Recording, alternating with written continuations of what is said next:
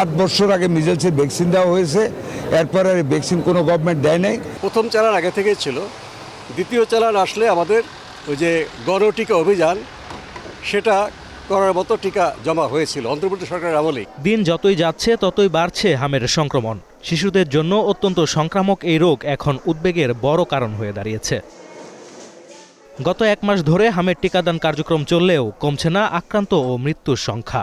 রাজধানীর কয়েকটি বিশেষায়িত হাসপাতাল ছাড়া অধিকাংশ জেলায় নেই পর্যাপ্ত ভেন্টিলেশন ব্যবস্থা।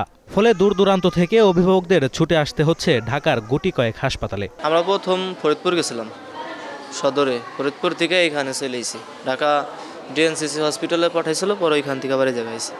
ওনারা বলছে যে হাম হয়েছে, কিন্তু ওনারা তখন অ্যাডমিট করায় নিচ্ছে। তো 1 রাত থাকার পর ওনারা বলতেছিল যে এখানে আইসিইউটা নাই। সরকার বলছে হামের প্রাদুর্ভাব বেড়ে যাওয়ার পেছনে আগের সময়ের টিকা কার্যক্রমে ঘাটতি অন্যতম কারণ।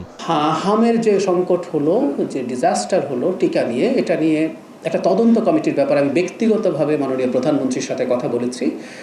খুবই ক্রেডিবল একটা তদন্ত এটার হবে এবং সেটার প্রসেস চলছে, যেখানে শুধু বাংলাদেশ না, আন্তর্জাতিক বিভিন্ন সংস্থাকেও ইনভলভ করে কাজ করানোর চিন্তা ভাবনা আছে। আমি নিজে মাননীয় প্রধানমন্ত্রীর সাথে এই ব্যাপারে কথা বলেছি। অন্তর্বর্তী সরকারের সময় পর্যাপ্ত টিকা মজুত থাকা সত্ত্বেও জাতীয় পর্যায়ে কার্যকর ক্যাম্পেইন চালানো হয়নি বলে অভিযোগ উঠেছে। টিকা যখন দ্বিতীয় চালান আসলো, প্রথম চালান আগে থেকেই ছিল, দ্বিতীয় চালান আসলে আমাদের ওই যে গণটিকা অভিযান সেটা করার মতো টিকা জমা হয়েছিল অন্তর্বর্তী সরকারের আমলেই। তেলের জন্য কিন্তু কেন্দ্রীয় গুদাম থেকে টিকাটা জেলার যে গুদাম সেখানে নেওয়া হয়নি।